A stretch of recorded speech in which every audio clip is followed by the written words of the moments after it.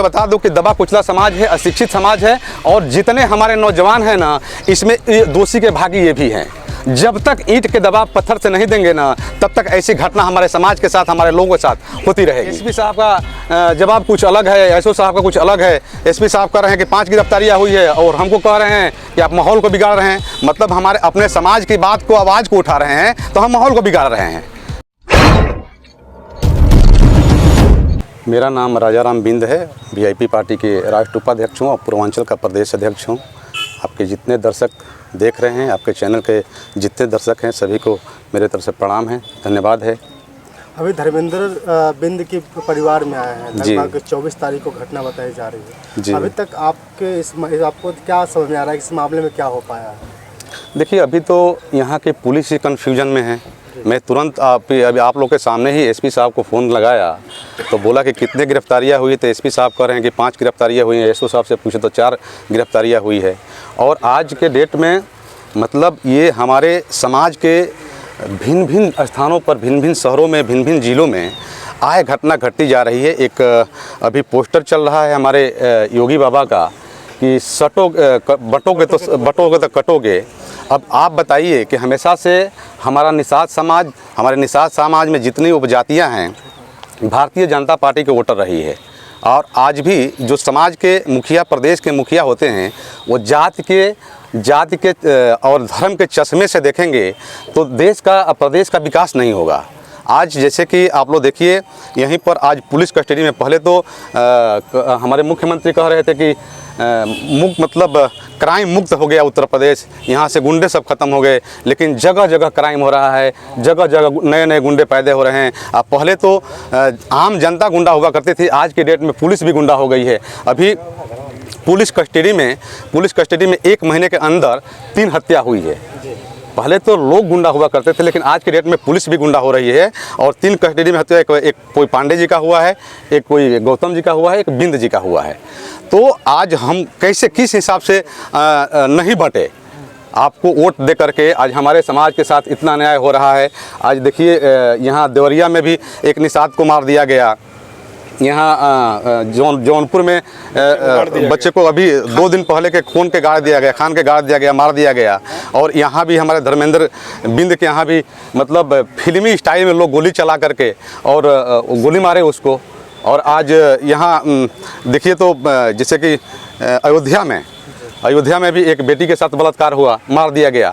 तो कैसे आप कैसे कहते हैं कि बंटोगे तो कटोगे? हम कैसे आपके साथ सट के रहें? सट के रहने का नतीजा तो यही है कि हमारे समाज के ऊपर, हमारे लोगों के ऊपर आज अत्याचार हो रहा है, बलात्कार हो रहा है, मर्डर हो रहा है, मारे जा रहे हैं। और जैसे बहराइच में हुआ था, बहराइच में की हत्या आप लोग देखे ही होंगे कि बहराइच में हत्या हुआ था तो तुरंत वहाँ कार्रवाई हुआ, मीडिया भी सक्रिय हो गई, प्रशासन भी सक्रिय हो गई, सरकार भी सक्रिय हो गई। तुरंत आरोपी को पकड़ करके और वहाँ बुलडोजर भी चलाया गया, इनकाउंटर कर दिया गया। अच्छी बात है, दोषी को सज़ा मिलना चाहिए, दोषियों के साथ ऐसा होना चाहिए। लेकिन क्यों खाली बहराइच में क्यों हुआ, यहाँ क्यों नहीं हो रहा है? हमारे साथ भेदभाव क्यों हो रहा है? मैं ये जानना चाहते हैं कि हमारे साथ, हमारे समाज के साथ, हमारे लोगों के साथ पूरे प्रदेश में भेदभाव क्यों हो रहा है? जहाँ नहीं तो बुलडोजर वहाँ देवरिया में चला, नहीं बुलडोजर यहाँ चला, नहीं बुलडोजर वहाँ जौनपुर में चला, तो क्यों हमारे साथ भेदभाव हो रहा है? कैसे समाज आपके साथ रहेगा? कैसे समाज आपके साथ सटा रहेगा? आप कहते हैं कि बटेंगे तो कटेंगे, कैसे हम आपके साथ सटेंगे? तो हमारा तो उसी में नारा है कि इनसे बच के बटोगे, इनसे सटोगे तो कटोगे, बटोगे तो बचोगे। सटने का नतीजा है कि हमारे समाज पर, हमारे लोगों पर अत्याचार हो रहा है, बलात्कार हो रहा है बेटी बहनों का हमारा, और सरकार चुपचाप बैठी हुई है, कोई सुनवाई नहीं हो रहा है। आपके समाज से एक बीजेपी में संजय निषाद जी वन मंत्री, क्या किस रूप से देखते हैं? देखिए, चूंकि मैं संजय जी के बारे में तो बहुत कुछ नहीं बोलना चाहता हूं, लेकिन फिर भी आप कह दिए तो मैं बता देता हूं। संजय जी, अयोध्या में एक हमारी बेटी का बलात्कार हुआ था और वहाँ का आरोपी मुसलमान था, तो वहाँ पहुँच गए तुरंत। आप पहुँच करके वहाँ आंसू बहाने लगे, वहाँ रोने लगे और आज यहाँ नहीं आ रहे हैं ताकि यहाँ के आरोपी जो है सरवा हैं, वो जानते हैं कि यहाँ जाएंगे तो बीजेपी हमारे ऊपर कार्रवाई करेगी। तो जिस समाज के बदौलत हम मंत्री हैं, विधायक हैं, और उसी समाज की आवाज़ नहीं बनेंगे, हम उसके दुख तकलीफ में नहीं हम पहुँचेंगे, तो ऐसे तो मंत्री को मैं 100 बार कुर्बान करने का कहता हूँ, 100 बार कुर्बान कर देना चाहिए।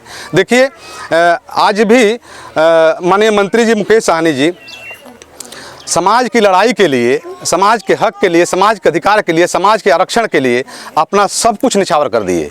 लोग एक चपरासी की नौकरी नहीं छोड़ते हैं, लेकिन मंत्री जी अपना मंत्री पद छोड़ दिए, उनके हमारे 4 विधायक ले लिए गए, उनका वाई प्लस सुरक्षा भी हटा दिया गया, फिर भी आज एकदम डटे हुए हैं समाज के लिए और समाज के कदम से कदम मिला के चल रहे हैं।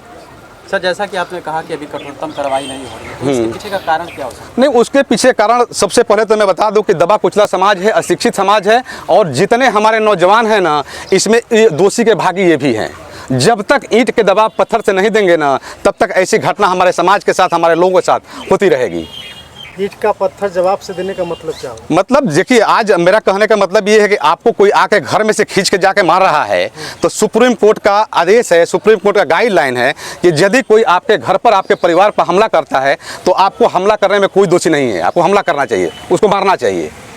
हमारे परिवार के साथ, हमारे भाई के साथ घटना घटी है, आज हमारा रोआ रोआ रो रहा है कि हमारे समाज के साथ दिन प्रतिदिन घटना हो रहा है, और वो बोल रहे हैं कि आप समाज का माहौल बिगाड़ रहे हैं। यहाँ हमारे समाज के लोग एक दुख व्यक्त करने आए हैं, परिवार से मिल रहे हैं, कहाँ हम लोग हला गुला कर रहे हैं, कहाँ यहाँ धरना प्रदर्शन कर रहे हैं। मैंने तो यही कहा कि आप कार्रवाई नहीं करेंगे तो हम धरना प्रदर्शन भी करेंगे। ऐसे सवाल पर लोग कहते हैं कि छोटी छोटी पार्टियां या जो बड़ी पार्टियां ये राजनीति सेकने का काम करती है, न्याय दिलाने का कोई काम नहीं करती। देखिए, ऐसी बात नहीं है, छोटी छोटी पार्टियां बड़ी पार्टियां की बात नहीं है। आज हमको रोटी सेकना होता तो हम भी अपने झंडे बैनर के साथ, कार्यकर्ता के साथ आए होते, लेकिन यहाँ तमाम हमारे जो हैं समाज के लोग हैं, वो भिन्न भिन्न पार्टियों से, कोई समाजवादी से है, कोई बीजेपी से है, कोई बहुजन से है, कोई वीआईपी से है, कोई निषाद पार्टी से है।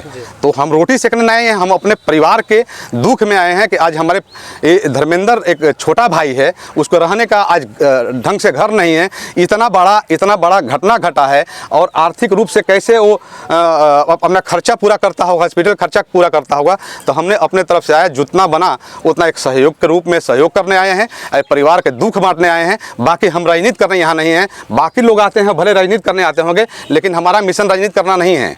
मैं यहाँ से भी अभी वहाँ जौनपुर में एक घटना घटा है, मैं वहाँ भी पहुँच रहा हूँ, वो अपने समाज के बीच पहुँच रहा हूँ, जहाँ जहाँ घटना पहुँचता है वहाँ पहुँचेंगे।